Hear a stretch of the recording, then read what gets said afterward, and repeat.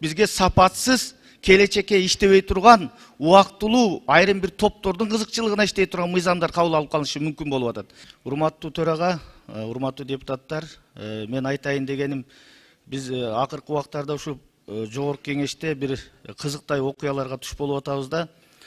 Тактап айтканда, бизге келген мыйзамдар көпчүлүк учурда керектүү процедураларды бузуп, ар кандай нормаларды бузуп эле келип атат да, күчкө салып эле тигил суранды, бул суранды кабыл алып койбосок болбойт деп аткаруу бийлиги, президенттин өкүлдөрү,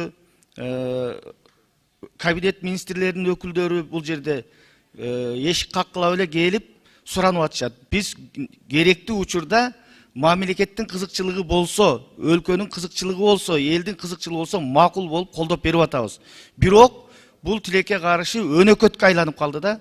Буга биз мындай чекит коюшубуз керек. Антпесек бизге сапатсыз келечекке иштебей турган убактылуу айрым бир топтордун кызыкчылыгына иштей турган мыйзамдар кабыл алып калынышы мүмкүн болуп атат. Мына кече курултай боюнча мыйзамда дагы мен ушул жогорку кеңештин тармактуу комитети эң туура четке какты деп эсептеймин.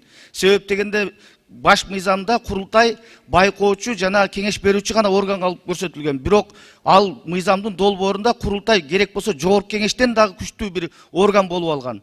Эгер ал мыйзам өтүп кете турган болсо, анда ошол министрлер кабинетинин мүчөлөрү, жергиликтүү аткаруу бийликтин мүчөлөрүнө чейин бир иштөө ушунчалык тоскоолдуктар жаралмакта. Мына ушундай президенттин жакшы демилгесин ошону аткаруучулар туура эмес жасап атышат. Ушундай нерселерден биз алыс болуш керек. Мен курултайга каршы эмесмин, макулмун, бирок мындай бир чектен чыккан полномочияларды жазып алганы бул туура эмес. Ошон үчүн урматтуу таланттуу, сиз өзүңүз ушуну көзөмөлдөсөңүз,